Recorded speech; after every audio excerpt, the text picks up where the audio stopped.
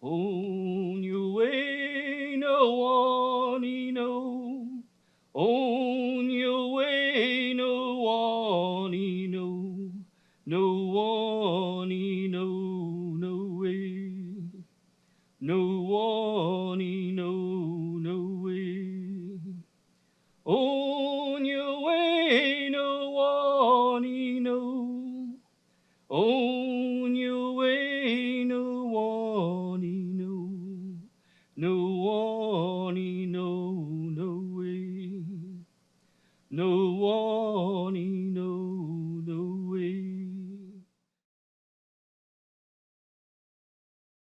It is my honor to introduce the next speaker.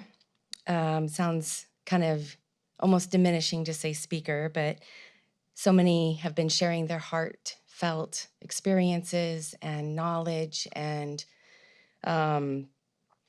it's just really been an honor to be here. And yes, an honor to introduce Will Falk to you. He is a writer, a poet, a lawyer, and a fierce environmental protector. The natural world speaks, and Will's work is how he listens. He believes the ongoing destruction of the natural world is the most pressing issue confronting us today. For Will, writing is a tool to be used in resistance. He will be sharing about the legal system's impact on the Great Lakes, nature, and humans. Please welcome Will Falk.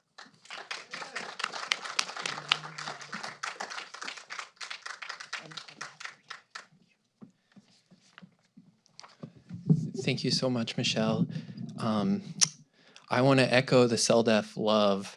I was thinking about it while Stacy was talking about all the amazing work that CELDF has done for her community. I was thinking about all the times I'm involved in a campaign right now to stop a massive lithium mine from destroying some sites sacred to Paiute and Shoshone people in northern Nevada. A massacre site even.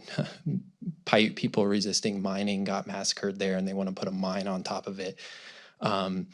But I've been lucky enough to have someone like Terry Lodge that I can call literally every other day and spend an hour and a half telling him how fucked up everything is, and he'll listen. I can call Tish and ask her, you know, how do you keep doing this day in and day out, and have her say, I don't know. And yet she keeps doing it. Kai, Chad, Michelle, Ben, you all are my heroes, and I'm super stoked to be invited to talk here today. And thank you all for what you all have been doing. Keep it up. So I wish I had a little better title than that. The title seems a little boring to me, not as heart-based as I wanted it to be. I am a lawyer, so I am treating this as like official testimony.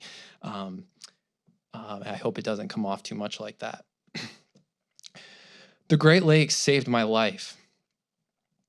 On April 17th, 2013, while living in Milwaukee, Wisconsin, and working as a public defender, I tried to kill myself in my apartment a few blocks from the shore of Lake Michigan.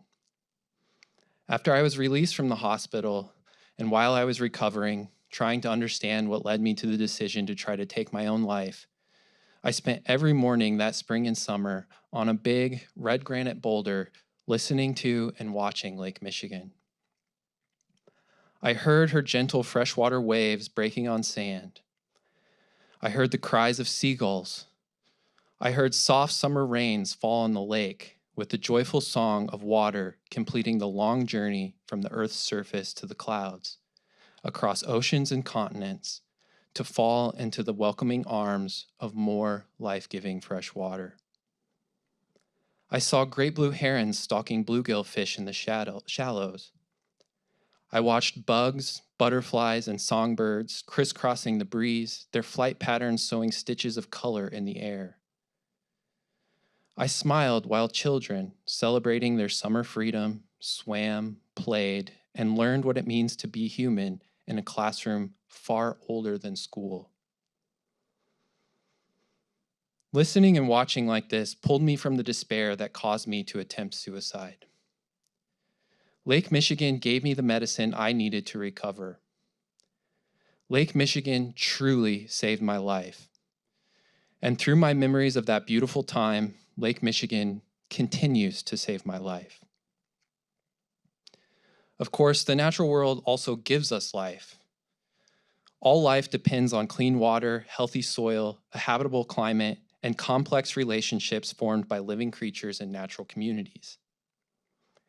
The Great Lakes are some of these natural communities.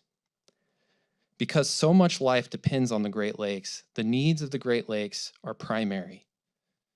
Social morality must emerge from a humble understanding of this reality. Law is integral to any society's morality, so law must emerge from this understanding too. One breezy June day in 2013, filled with gratitude because the natural world saved, gave, and continues to give me my life, I vowed to spend the rest of my life trying to save the natural world's life. I am a lawyer. Law is one tool we have in the fight to protect the natural world. One of the first problems anyone who tries to use law to protect the natural world encounters is that our legal system is rooted in an assumption that the natural world is mere property for humans to use, exploit, and destroy.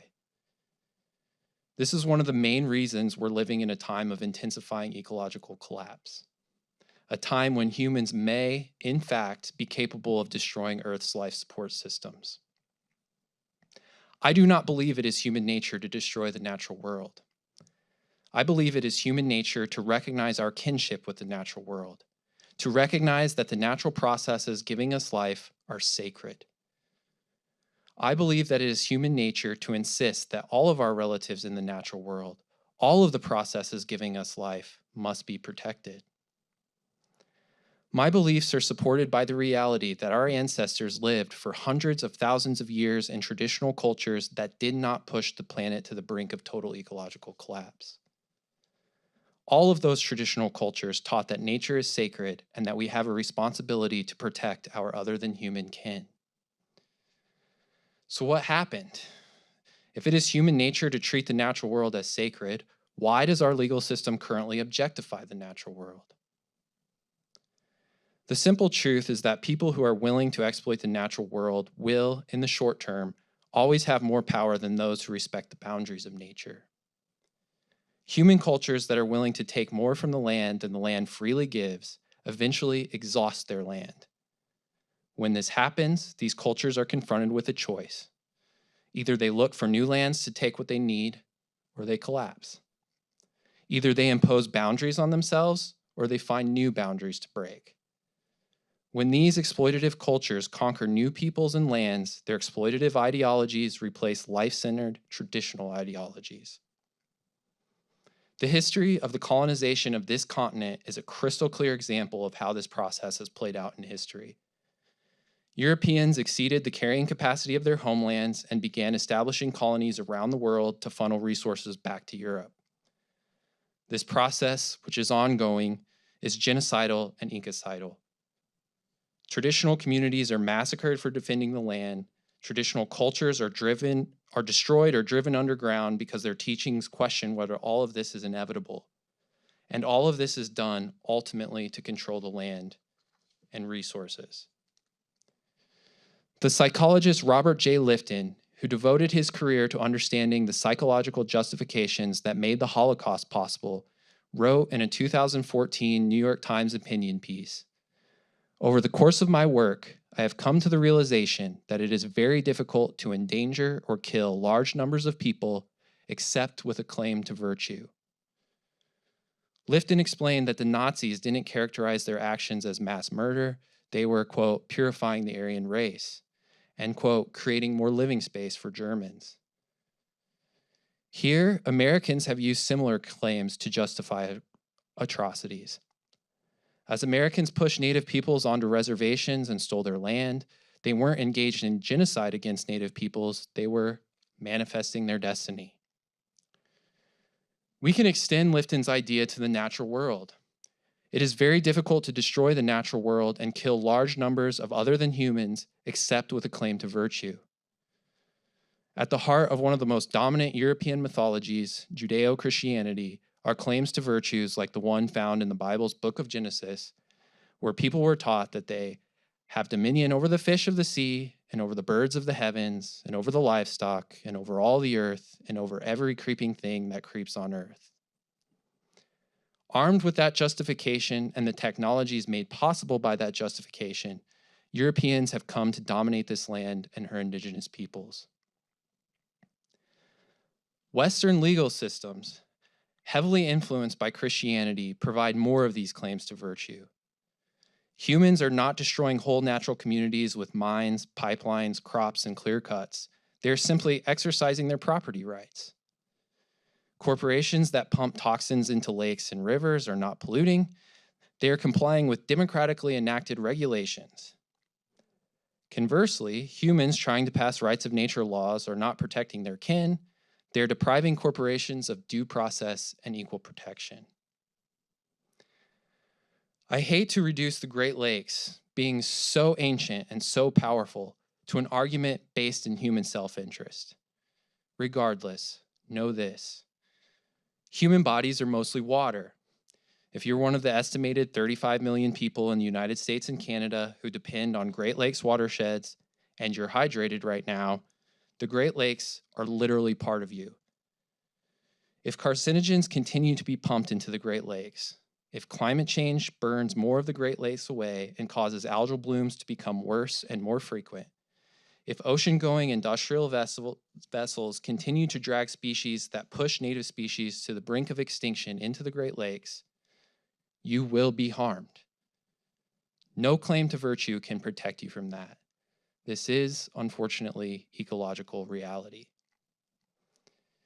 If we're truly going to stop the destruction and return human cultures to right relationship with the natural world, we must change our legal system from one that objectifies nature to one that recognizes that the needs of the natural world are primary, that the health of the Great Lakes is more important than the health of the economy, and that in killing our relatives in the natural world, we are killing ourselves.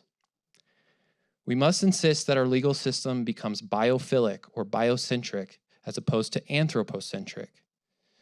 Biophilia means the love of life, of all life.